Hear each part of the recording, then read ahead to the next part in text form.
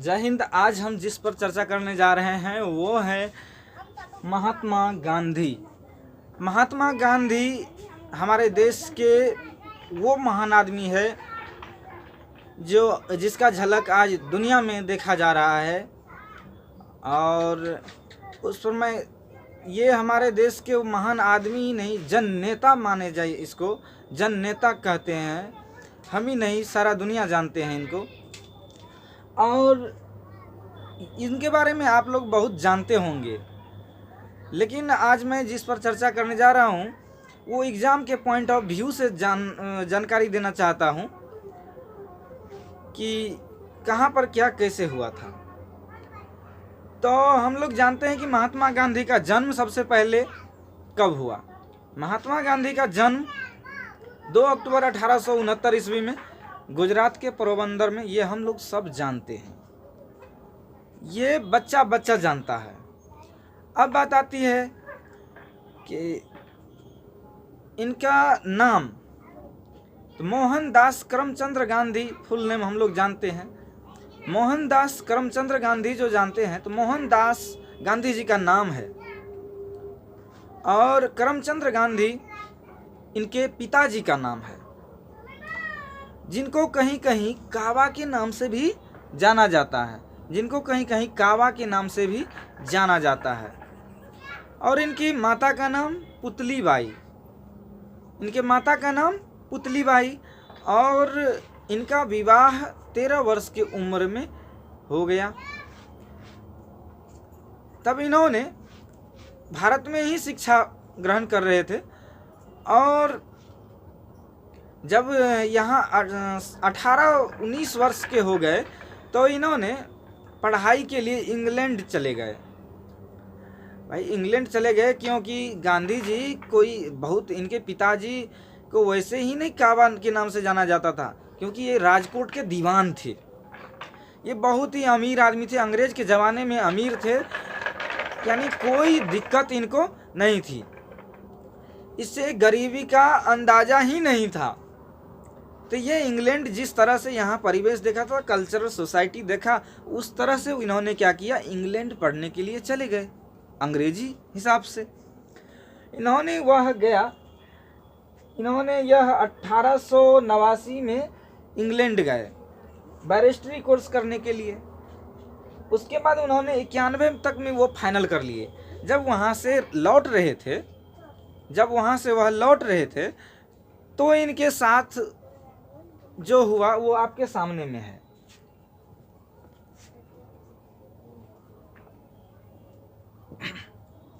हुआ क्या कि 91 में इन्होंने चल दिया वहाँ पर।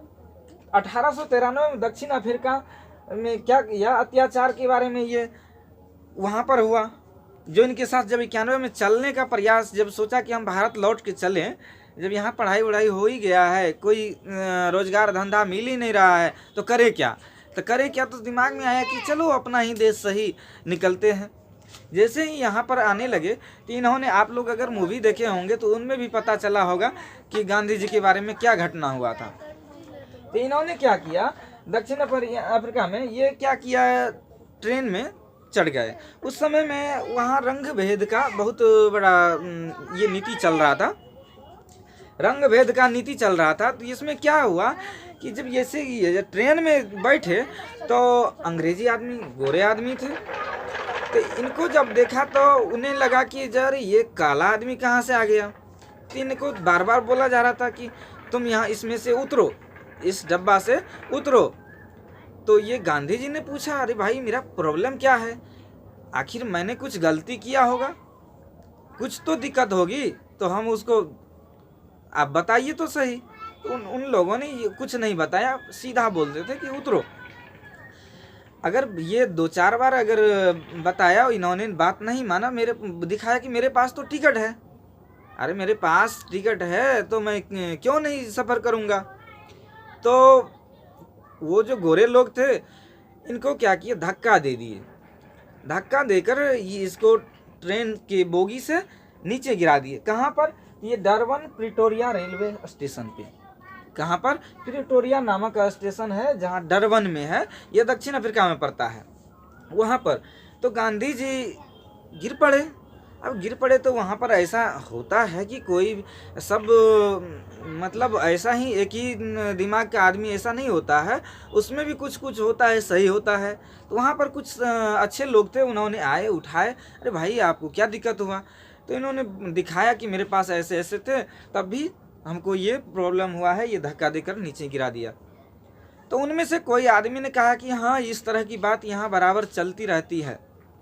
तब तक गांधी जी एकदम उदारवाद थे, इसे दुनिया से कोई लेना देना नहीं था, ना कोई जानता था। ये सिर्फ यहाँ के भारत के उनके फैमिली के लोग या उनसे जो जनसंपर्क में होगा वो जानते थे, या जहाँ पढ़ने गए थे वो जानते थे, उनके अलावा इसको कहीं नहीं जानते थे। जब धक्का दिया तो गांधी जी ने क्या किया, वहाँ पर देखा कि अच्छा यहाँ पर धक्का दे दिया, तो उन लोगों से पूछने लगे कि आखिर इसमें प्रॉब्लम क्या है, कहाँ कहाँ है दिक्कत। उन बातों को ये क्या किया, मतलब करने लगे। ऊपर जैसे करने लगे, पता करने लगे, तो सारा बात पता करने के बाद इनको पता चला कि ऐसा ऐसा सिस्टम है यहाँ पर जो रंग भेद की नीति अपना रखा है, हम लोगों से ये विभेद करता है।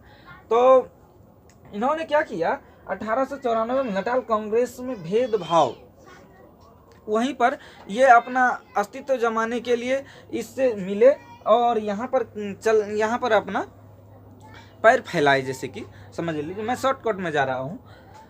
तो वहाँ पर तो उनके बाद सारा बात जब पता हो गया, तो यहाँ पर एक 1904 में क्या किया इन्होंने, इंडियन ओपिनियन न्यूज यानी अखबार चलता था, जिसमें 4 लैंग्वेज चलती थी, जो सबसे ज़्यादा गुजराती और ये जो आप लोग साउथ भारत में, जो दक्षिण भारत में बोले जाते हैं, उन भाषाओं का यूज़ करते थे। तो उन भाषाओं के माध्यम से इन्होंने अपना प्रकाशन किया। अपना प्रकाशन करने के बाद उन्होंने डरबन से फिर फिनिक्स फॉर्म एक प्लेटफॉर्म तैयार किया, जो होता है कि किसी भी लड़ाई को लड़ने के लिए संगठन बनाना पड़ता है, उसमें संगठन में आदमी को इकट्ठा कर और उसमें एक बारीकी से, यानी कि उदारवाद वाला बात जो था, अब वह सत्याग्रह में आ गया। उससे पहले तो गांधी जी फॉर्म पे, मतलब दास्तावेज दे रहे थे अंग्रेज को कि हमारी बातों को सुने, इन लोगों की जो वहाँ जो गरीबी या उन लोगों को जो जिस पर अत्याचार हो रहा था उनको किस तरह से देखा जा रहा है, उसको संभालने की कोशिश कर रहे थे। लेकिन अब गांधी जी दूसरी रास्ता पे चले आए। अब जब आ गए तो अब गांधी जी का ट्रैक चेंज हो गया। अब गांधी जी अब इस न्यूज़ के माध्यम से आगे बढ़ने लगे। तो वहाँ पर डरबन से फिनिक्स फॉर्म के यानी प्लेटफॉर्म तैयार किया, वहाँ पर संगठन बनाया। उसके बाद 1906 में, उसके बाद वहाँ से देखिए, अगर कहेगा कि गांधी जी ने अपना सत्याग्रह सबसे पहले कहाँ चलाया, तो हम लोग कहेंगे कि विदेश में ही चलाया, यानी कि ये दक्षिण अफ्रीका में ही चलाया था। अगर गांधी जी का अगर कहीं आज नाम जब हम लोग जानते हैं, तो इसकी शुरुआत या इनके बारे में अगर सत्याग्रह का प्रयोग किया तो सबसे पहले ये दक्षिण अफ्रीका में ही किया। दक्षिण अफ्रीका में ही किया। दक्षिण अफ्रीका में कर ये सत्याग्रह का जन्म स्थल उसका माना जाता है। अगर देखिए आज अगर बात करें कि दक्षिण अफ्रीका स्टेशन पर, तो गांधी जी का ही सबसे बड़ा प्रतिमा लगा हुआ है, जिसे लोग एकदम पूजते हैं, फूल माला अर्पित करते हैं। देखिए कितनी गौरव की बात है कि अगर जिस आदमी को जिस स्टेशन पर धक्का एक दिन रोज धक्का दे दिया था, उस आदमी को आज वहाँ पर पूजा जाता है। कितनी बड़ी गौरव की बात है। आज हम लोग भारत के जितने भी लोग हैं उनको गर्व होना चाहिए कि वो हमारे ही देश के नौजवान थे। तो वहाँ पर फिनिक्स फॉर्म तैयार किया। उसके बाद अब आया तो प्रॉब्लम जहाँ पर दिखा गया, तो लोगों से पूछने के बाद यहाँ पर क्या किया था कि यहाँ के बहुत लोग ऐसे थे कि वहाँ पर चले गए थे कोई रोजगार करने के लिए, यहाँ पर तो दिक्कत चलती ही थी, तो वहाँ चले गए थे। और कई आदमी को अंग्रेजों ने ले भी गए थे कॉन्ट्रैक्ट पे, तो कॉन्ट्रैक्ट बेसिस पे ले गए थे। लेकिन वहाँ पर क्या किया, पंजीकरण प्रमाण पत्र के विरुद्ध अब वहाँ पर एक गांधी जी ने एक्शन लिया। अब आप कहिएगा कि ये क्या है, ये वही है जो वहाँ पर कर दिया था कि अगर कोई ईसाई धर्म से अगर शादी विवाह नहीं किया करता है तो वह वैल्यूएबल नहीं होगा, उसका वैल्यू नहीं था। तो ये तो बड़ी बात है भाई, कोई भी आदमी किसी भी धर्म को मानता है तो उसको उससे अगर हटा रहे हैं आप तो बहुत बड़ी गलत बात है। सब अपने स्वेच्छा से मानते हैं, जीते हैं, सबको जीने का अलग अलग अधिकार है, अधिकार और होना भी चाहिए अपने मन के हिसाब से। तो ये रूल लाया गांधी जी ने, क्योंकि ये सबसे बड़ी गलत बात था। उसके बाद गांधी जी ने क्या किया, 12th जो सत्याग्रह था इनको क्या किया कि चालू किया, कहा कि नहीं ये सब वैसे मानने वाला नहीं था, तो इसके लिए हमने सत्याग्रह लाया। सत्याग्रह वहाँ पर ला करके फिर उसको जोर शोर से आगे बढ़ाया। एक स्तर से होता है कि आदमी एक बार चालू कर दिया वो सत्याग्रह और दूसरी बार नॉर्मल पड़ जाए तो वो कहीं काम का नहीं रहता है। इन्होंने गांधी जी ने क्या किया, अपने सत्याग्रह को जैसे देखा कि हमारा सत्याग्रह से कुछ फायदा हो रहा है, इन्होंने उसको और तेज कर दिया और संगठन बनाया और तेज कर दिया। उसके बाद 1913 में पोलो टैक्स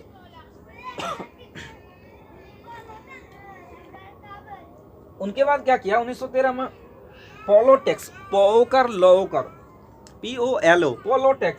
पोलो टैक्स भारतीय विवाह अभिप्रमाण पत्र यानी गैर टैक्स जो लिया जाता था। अब क्या कहा, ये तो बात हो गया, विवाह प्रमाण पत्र पर भी काम कर गया, जो कोई भी अपने धर्म को जो नहीं करने देता था उसको भी सही कर लिया। अब बात आया कि पोलो टैक्स क्या है। पोलो टैक्स वह है जो ये कहता था कि अगर यह ये जो भारतीय या चाहे कोई भी जो अपना धर्म का रिलेटेड से मतलब शादी विवाह करते थे तो उनका जो भी उसमें बच्चे होते थे तो उनका जो था ना रजिस्टर नहीं होता था। क्या होता था, कहता था कि तुमको अगर तुम अपने धर्म से अगर शादी विवाह अगर किया है, कोई भी संस्कार किया है तो ये क्या होगा कि उस पर टैक्स देना होगा। अगर हमारे यहाँ से ईसाई धर्म से नहीं रूल से नहीं किया है तो क्या होगा, टैक्स देना होगा वहाँ पर टैक्स। अब टैक्स पर भी काम किया, वही टैक्स नहीं इसमें और भी टैक्स लागू कर दिया कि ये टैक्स लागू कर दिया था, ये जो पंजीकरण प्रमाण पत्र था इसी में कर दिया था कि जो कोई भी यानी भारत का हो चाहे अन्य प्रांत का किसी भी देश का हो तो बाहरी जो भी हैं जो भी धर्म के हैं वो रात के 9 बजे के बाद कहीं नहीं जा सकते हैं। अब देखिए कितनी बड़ी गलत बात है कि रात के 9 बजे कहीं नहीं जा सकता है। किसी का तबीयत खराब हो गया, कोई किसी भी स्थिति में हो सकता है, लेकिन जाने आने की कोई व्यवस्था नहीं। अगर ये सूचना दी, ये अगर कानून था वहाँ पर कि अगर 9 बजे रात के बाद कोई निकलता है बाहर तो उनको टैक्स देना पड़ेगा या उनको कारागार में डाल दिया जाएगा, कारागार नहीं तो उसको मारा पीटा जाएगा। मैंने इस तरह का वहाँ पर रूल रेगुलेशन लाया था। तो ये कितनी गलत बात है कि ये सारा लाया था। अब आया कि अच्छा ये बहुत पहले की बात है जब गांधी जी क्या किया था, वहाँ पर बहुत पहले उन्होंने एक हिंद स्वराज नाम की पुस्तक लिखा था जिसमें वह वर्णन किए हैं कि अब अंग्रेजी सामान को धीरे धीरे छोड़ देने चाहिए ना। इससे क्या होगी, उसकी जो दिमागी हालत है, जो कूड़ा कचरा भरा हुआ हम लोगों के प्रति, उनमें सुधार होगी। अब वो बाद में हुआ तो उस समय तो नहीं हुई, लेकिन बाद में ऐसा हुआ है। उनके बाद 1913 के बाद ये कहानी वहाँ से ख़त्म हो गया। उनके बाद गांधी जी अब आ गए कहाँ पर, भारत लौट के आ गए। भारत में अब भारत आए तो भारत में ही भी एक समस्या था। कहाँ पर, तो यहाँ जो पश्चिमी चंपारण तिनकठिया वाला कहानी, तो तिनकठिया में क्या हुआ था, गांधी जी ने क्या नील के बारे में वहाँ पर जो है सत्याग्रह चलाया।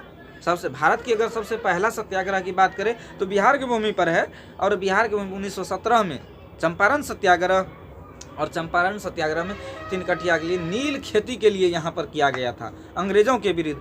अब देखिए नील से दिक्कत क्या थी, नील से दिक्कत यही थी कि जिस खेत में अगर नील की खेती हो जाए तो उसमें उर्वरक मतलब कि खेत में ऊर्जा के जो भी तुम्हारा उपज होगी उतना पैदावार नहीं होगी। तो तो इसीलिए किसान डरते थे कि नील की खेती करेंगे, दूसरा फसल तो होगा ही नहीं, तो हम क्यों करें। और उसमें भी हमको पुण्य मिलता है, नहीं मिलता है, तो इसीलिए वहाँ की खेती उन्होंने छोड़ दिया।